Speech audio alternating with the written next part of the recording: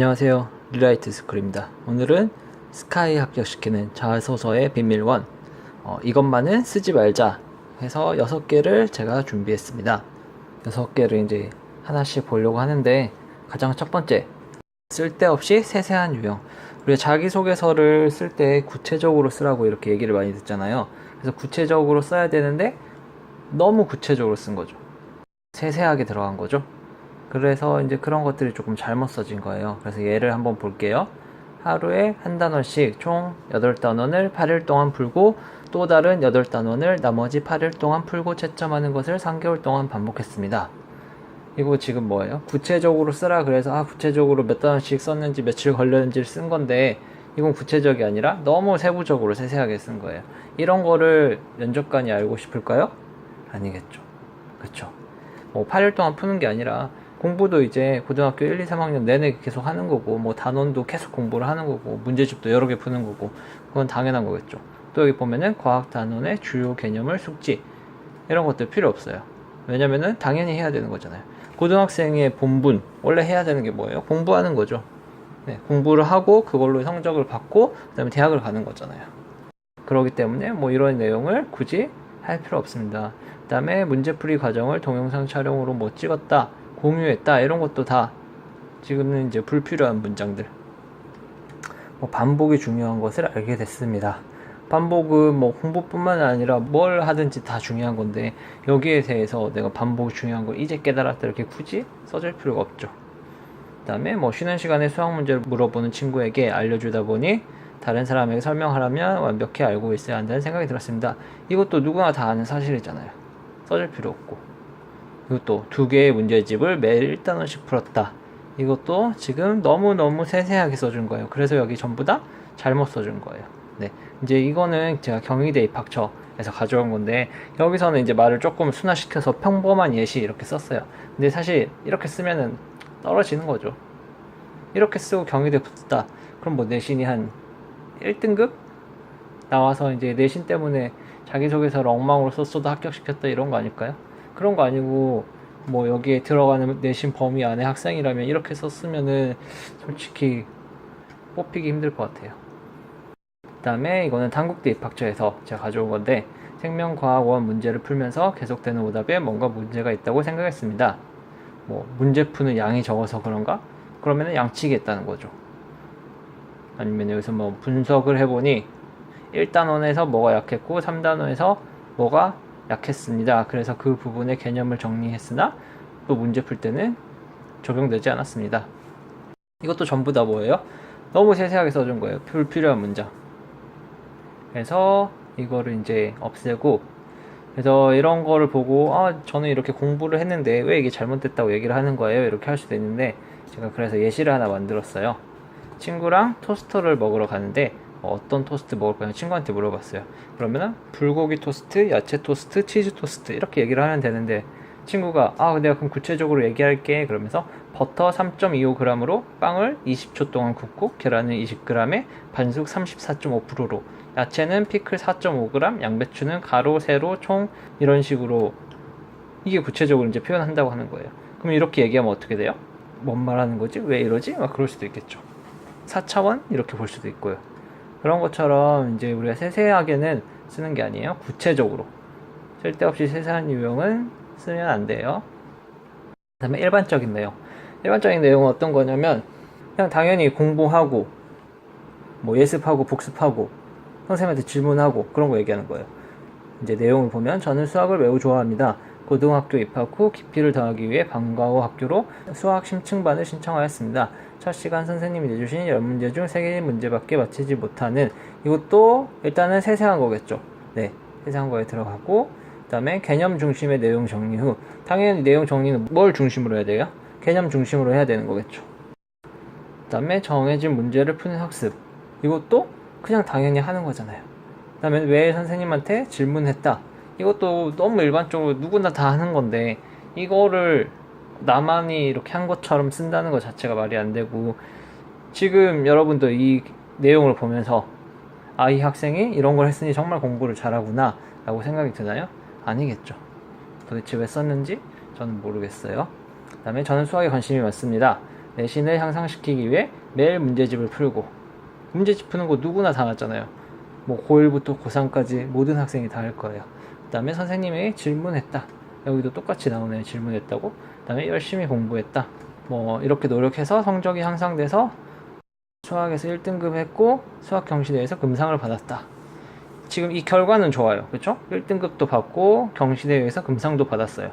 하지만 앞에 쓴 내용이 지금 좋지 않아요. 너무 그냥 일반적인 내용이에요. 이 일반적인 내용이 아니라 어떤 내용을 써야 되냐면은 자기만의 창의적으로 조금 공부한 방법, 자기만의 공부 비법 이런 걸 조금 써줘야 돼요. 여기도 이제 제가 조금 써왔던 건데, 고등학생이 문제집 풀고 영어 단어 외우고 영어 단어 시험 보고 선생님한테 질문하고 개념, 심화 문제 뭐 이런 것들 다 누구나 하는 거잖아요. 누구나 하는 걸 써서는 자기소개서에서 그런 차별성이 안 보이죠.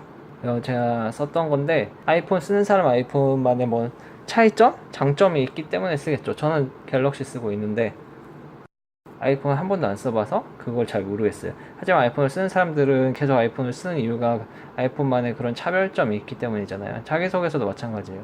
자기소개서에서 이 자기만의 특성, 이 학생만의 뭐 차별성 그런 게 드러나야지 교수들이 좋아하고 또 뽑아주는 거지. 아무런 차별성 없이 일반적인 얘기만 쓰면은 뽑고 싶지 않을 것 같아요. 그 다음에 세 번째로 국사, 연표, 유형 하나씩 다 쓰는 거예요. 2학년 때 뭘 했고 3학년 때는 뭘 했다 이런 식으로 순서대로 다 쓰는 학생들이 있어요. 내가 어떻게 했는지를 다 보여주어야 한다 이러면서요. 근데 이런 것들 학년별 등급, 하향세, 뭐 상향세 이런 거는 생기부만 다 봐도 알 수가 있어요. 이거를 뭐 굳이 여기다 쓸 필요도 없고 그냥 생기부 보면 다 나오는 거잖아요. 만약에 1학년 때 뭐 했고 2학년 때 뭐 했고 3학년 때 뭐 했고 뭐 성적이 중요하고 상승세 하향세가 중요하다 그러면은 자기소개서를 받을 필요가 없죠. 왜? 그냥 예전처럼 내신으로 다 뽑으면 되잖아요. 그렇지만 뭐 상승세든 하향세든 뭐 이런 게 영향을 끼치긴 하겠지만 엄청 중요하다 그런 건 아니에요. 그렇기 때문에 여기에다가 뭐 다 이렇게 쓸 필요는 없어요. 그 다음에 여기서 보면 이건 3번 문항에 이제 들어가는 건데, 1학년 때 장애우 친구의 학교 적응과 공부를 돕는 봉사를 하면서 뭐 이삭이라는 친구를 만났다. 2학년 베트남 해외 자원봉사를 했다. 그 다음에 3학년 때는 독거 노인 분들을 찾아뵙고 생신사랑을 차려드렸다. 그러니까 다양한 분야의 자원봉사를 했다 이렇게 했는데, 내가 뭘 했는지가 아니라 항상 어떤 거예요? 배우고 느낀 점. 내가 하나의 사건에서 예를 들어서 장애우 친구의 적응과 공부를 돕는다. 그럼 이 사건을 통해서 내가 장애인에 대해서 뭐 인식의 변화가 어떻게 됐고 앞으로 장애우를 만날 때 뭐 어떤 점에 있어가지고 좀 더 신경 써서 하겠다. 뭐 이런 식으로 더 자기만의 배우고 느낀 점을 쓸 수 있겠죠. 그래서 여기도 연표별로 이렇게 쓰는 거는 아무 의미가 없어요. 그 다음에 단순한 자기자랑. 저는 뭐 학교에서 공부하는 것을 좋아합니다. 꾸준하게 공부하고 있고 노력하고 있고. 근데 꾸준하게 공부하고 노력하는 거는 누구나 다 하는 거예요. 공부를 잘하는 학생이든 못하는 학생이든, 못하는 학생도 뭐 성적이 나쁠 뿐이지 어쨌든 계속 공부하려고 노력은 하고 있잖아요. 누구나 하는 건데 이런 점들은 저의 장점이라고 생각합니다. 누구나 하는 게 내 장점이다. 그러면은 장점이 아닌 거죠 사실. 그 다음에 이건 또 뭐예요? 단순하게 공부만 하는 친구들과 다르게 저는 많은 바탕 지식을 갖추고 있습니다. 이거를 딱 보는 순간 아 얘가 바탕 지식이 많구나 이렇게 느껴지나요? 아니에요. 그냥 얘가 좀 자기 자랑을 많이 한다, 자만심이 있다, 저는 오히려 이렇게 보이거든요. 좋은 건 아닌 것 같아요. 그래서 이렇게 이것도 넘어가고 이제 일기 쓰는 학생들이 있어요. 집에서 학교까지 1시간 30분, 집에서 학교까지 1시간 30분이라는 긴 등교 시간은 쉬운 일이 아니었다. 고3이 되던 해 비상시간보다 30분 더 일찍 일어나 등교하는 것을 첫 단추로 다짐했다. 그 다음에 지하철에서 뭐 졸아서 내려야 하는 역을 지나치거나 학교에 와서 졸기도 해서 이런 뭐 힘들었었다. 지금 이런 내용을 썼잖아요. 근데 이 내용이 이 학생을 알아보는데 뭐 중요한 포인트가 되는 걸까요?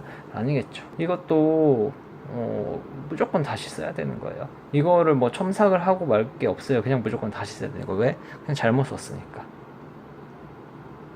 그 다음에 스터디 플래너. 고등학교에 올라온 첫날 스터디 플래너를 받았습니다. 활용을 잘한 학생에게 시상한다는 말에 플래너로 공부를 시작했습니다. 중간고사를 본 후 기대에 못 미치는 성적에 작성했던 플래너를 보며 공부 습관을 되돌아보았고 세밀하지 못한 계획들이 문제라고 생각했습니다. 그래서 지금 뭐예요? 계획을 다시 해가지고 스터디 플래너를 잘해서 내가 성적을 올렸다, 지금 이 내용인데, 이것도 이제 자기소개서 초기에, 초창기에 그때는 괜찮았어요. 초창기에 쓸 때는 괜찮았는데 이제 이게 시간도 많이 지나고 하면서 플래너가 어떤 느낌이냐면 그냥 예습했다 복습했다 그거랑 지금 똑같은 거예요, 내용 자체가.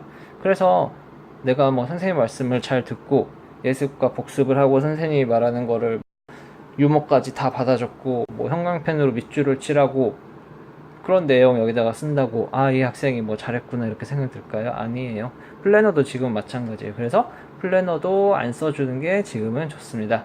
그래서 지금 총 6가지 얘기를 했는데 다시 한 번만 볼게요. 쓸데없이 세세한 유형, 그 다음에 일반적인 내용, 세 번째로 국사연표 순서대로 막 써주는 거, 그 다음에 단순한 자기자랑, 그 다음에 일기 쓰는 학생, 그 다음에 6번째는 스터디 플래너. 네, 이렇게 6가지는 피해주고, 만약에 이렇게 지금 썼다면은 잘못 쓴 거예요. 문항별로 어떻게 써야 되는지 모르고 그냥 막 썼기 때문에 이렇게 나오는 거고, 이거를 다시 써줘야 되겠죠. 문항에 맞게끔 다시 써주고, 만약에 첨삭을 받더라도 이 상태로 이거를 다시 쓰라는 얘기를 없이 이걸 첨삭해준다 그러면은 첨삭을 잘못 해주시는 거예요, 그거는. 네, 그래서 오늘은 이렇게 6가지에 대해서 알아보았습니다. 이상으로 마치도록 하겠습니다.